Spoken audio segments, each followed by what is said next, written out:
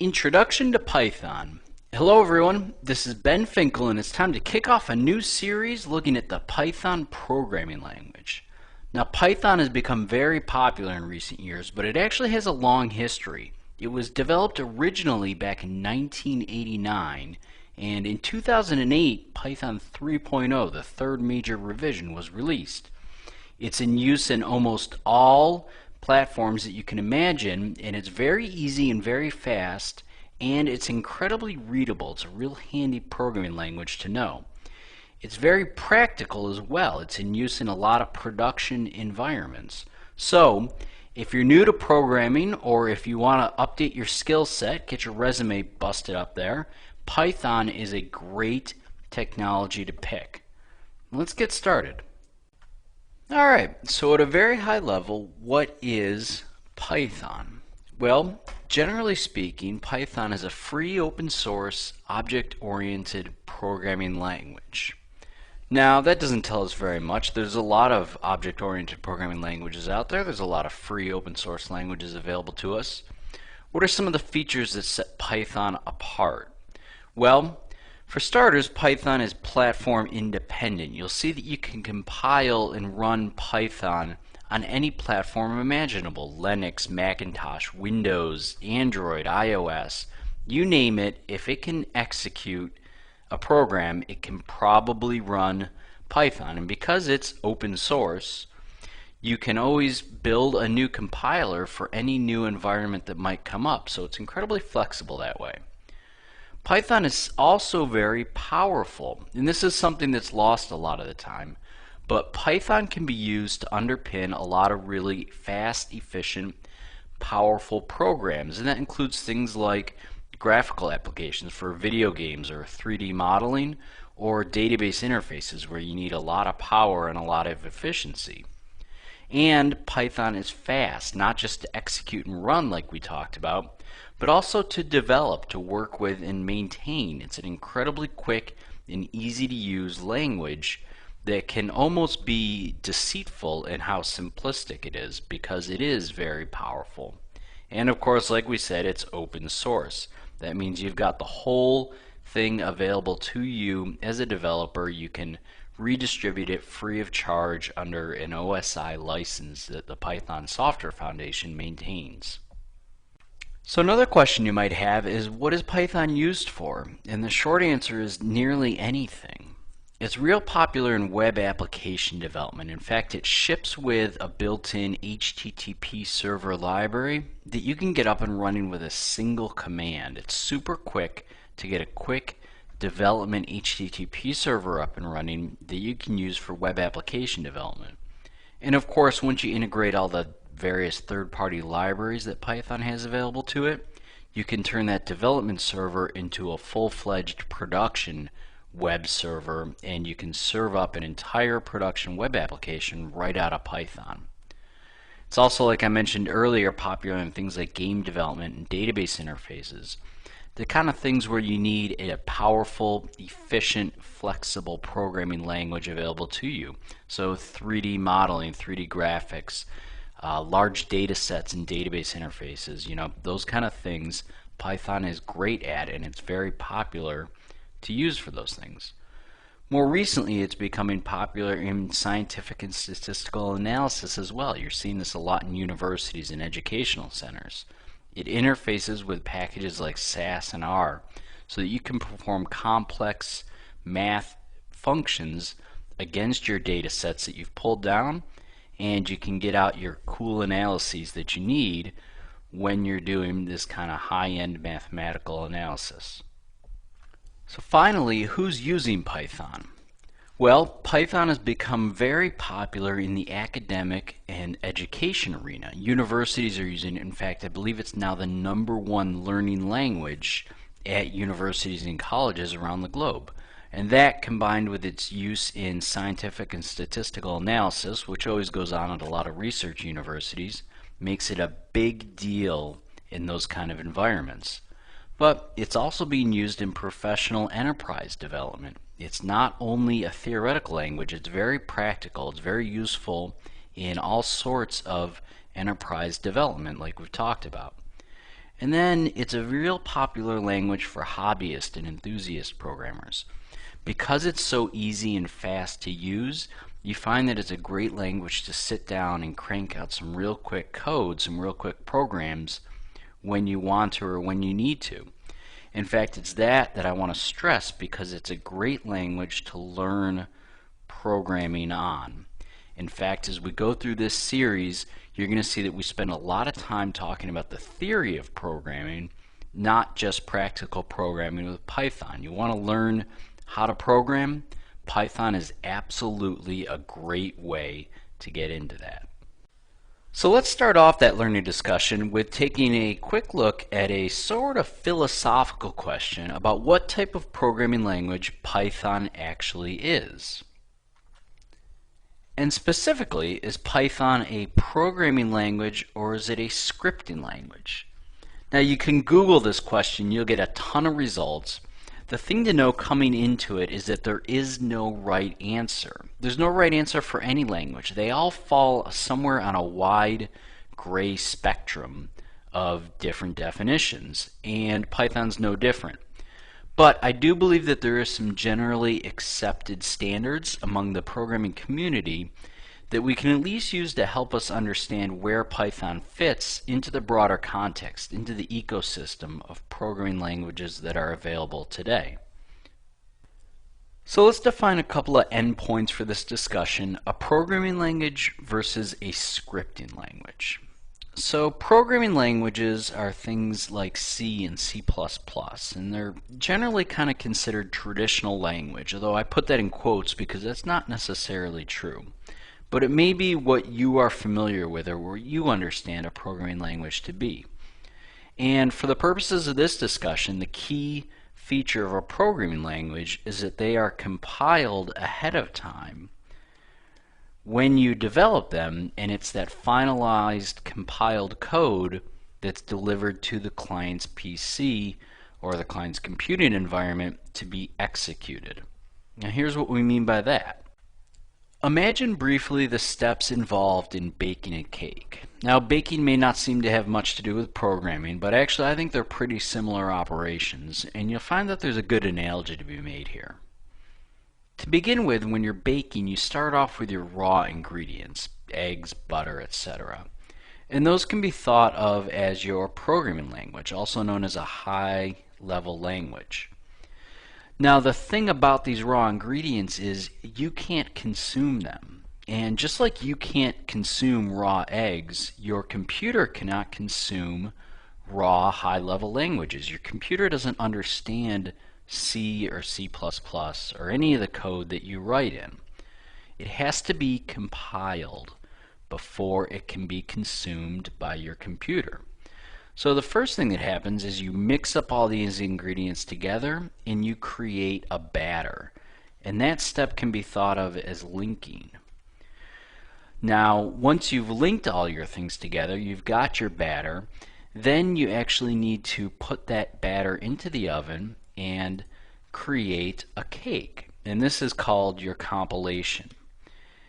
And this is a really important thing to think about because when a cake goes into the oven, molecularly it changes, and when your code gets compiled, it changes dramatically. It turns from this legible high-level language into something we call machine code. And machine code is what your computer can consume. That's what your computer is allowed to eat. So the advantages of this method are we get to write in a high-level language that's somewhat English-like. It's relatively easy to understand, but we still, at the end of the day, compile into machine code, which can be consumed by the computer. And because the compilation step is already done ahead of time, it's usually very fast for the computer to execute machine code. That's all the client has to do is execute that machine code. However, this does mean that code is compiled specifically for specific types of machines. If we compile for Windows, it's not going to run on Macintosh. And that's an even bigger deal today with all the variety of different computers that are out there. It's not just Windows and Macintosh, it's Android and iOS, and Linux, and it's all very popular. So The alternative, the other side of that coin, is scripting languages. And scripting languages are often called interpreted languages. And you can think about things like JavaScript as maybe the most popular scripting language right now. Now, at the end of the day, scripting languages and programming languages have to do the same thing. They have to end up as machine code to be executed on a machine. But here's the difference. In a scripting language, typically, you write your high-level language here when you're developing, and then that's the end of it. You actually ship the entire rest of the process down to the client PC. So all of this is happening on your client. And that means that you're sending out raw code, raw scripting language that is getting linked, compiled, executed in real time right on the machine itself. Now this has the neat advantage of being pretty much totally platform independent. Any platform that has an interpreter for that particular scripting language, and if you take something like JavaScript, that interpreter is built right into your web browser. Every computer has a web browser. Then every computer is going to be able to read your code. As the developer, you don't have to worry about who's using your code. You just ship it off and it's going to get interpreted by the computer correctly. The downsides to that are, generally speaking, you expect a performance degradation because both the compilation and the execution have to happen at runtime after that code's been sent down to the client. And also there's a bit of a security concern. You're shipping raw blank source code down to your clients. If somebody wanted to steal your source code, they'd be able to steal your source code. So, which one of these two things is Python? Well, sorry to break it to you, but Python is neither. There's an increasingly popular collection of programming languages that could maybe be called intermediate languages. Things like Java and .NET and Smalltalk that are in between programming and scripting. They exist in the middle of this spectrum that I talked about earlier. And I like to think of these as par-baked languages. So if you've ever picked up a par-baked loaf of bread, you know that it's kind of halfway made for you, but you still get to take it home and finish the baking process yourself. These are the same kind of thing: .NET, Java, Smalltalk, and Python. And what happens here is that these get compiled and linked not into machine code, but into something that is often called bytecode. And the idea here is that a lot of the compilation, the optimization, happens ahead of time on the development machine, just like with a programming language. But because you're not turning it into machine language, the bytecode that you're sending out to your clients is still platform independent. It can still run like a scripting language, like an interpreted language, on any machine that has an interpreter built for it. So you're kind of trying to take the best of both worlds and create this intermediate language. And this is what Python is. Python is a bytecode compiled language. That means that anyone who's going to execute your Python programs needs to have an interpreter, a Python interpreter, on their PC. Now, if this didn't make too much sense to you, or you're new to all these concepts, don't worry about it too much. It'll become a lot more clear as we work through the series. For the most part, we're going to be working locally on our development machine and executing our code right there inside of our development environment, so we're not even going to have to worry about compilation and those kinds of things. It's really only important when you're distributing code, and it's kind of an advanced topic. But with that in mind, let's take a look at what we are going to go over in this course. Over the course of this series, we're going to touch on a lot of different topics with these nuggets. It's going to be a really broad approach, but also a very deep approach to the world of Python. Now, we want this series to be good for brand new programmers. So with that in mind, we're going to go ahead and take a look first at what I like to call the basic stuff. This is the stuff that's new for programming that you need to learn and you need to understand regardless of what programming language you're going to be working with. These are really basic foundational pieces. We'll start with variables and variable scope. That's how you store information in memory so that you can recall it later inside of your program, perform calculations against it, etc. It's really important for any programming language. And going back to my cake baking analogy, variables are almost the molecules inside of the cake. They're that low level. After that, we want to take a look at input and output. And like it sounds, input and output is how you get information from the user or from the file system, from some external source. And output is how you display it out to the user, print it out to the page, send it off to an external source. So input and output is really important. That's how you get different information into and out of your program that, combined with your variables, frequently changes how your program operates and how it functions. That's what makes programming great, is that different input can produce different output. It's logically malleable is the word we use. Then we'll take a look at control flow statements inside of Python. And these are if then else statements and while loops, and that's how you can control the flow of the statements inside of your program application.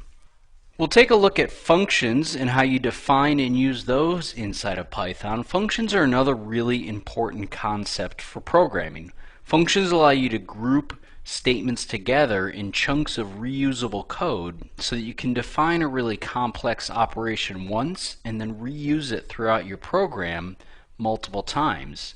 If variables are the molecules inside of those ingredients, functions themselves are the ingredients. That's your eggs and your butter that's going into your cake. They're really the meat of your software, of your program. And then lastly, an ever important topic in programming, we're going to take a look at error handling. It's not a very sexy topic. Programmers a lot of times don't like to deal with error handling, but it's really important to get good error handling structure inside of your code at a low level, so we want to introduce that right off the top. Now, if you're not a brand new programmer, but you're an experienced programmer who's new to Python, you should also find these topics really helpful. We're going to make sure to take a really deep dive into each one of them so that even if you understand what variables and variable scope are, you're going to have a really solid understanding of how you work with them inside of Python and what the implications are throughout your entire program when you're doing these things.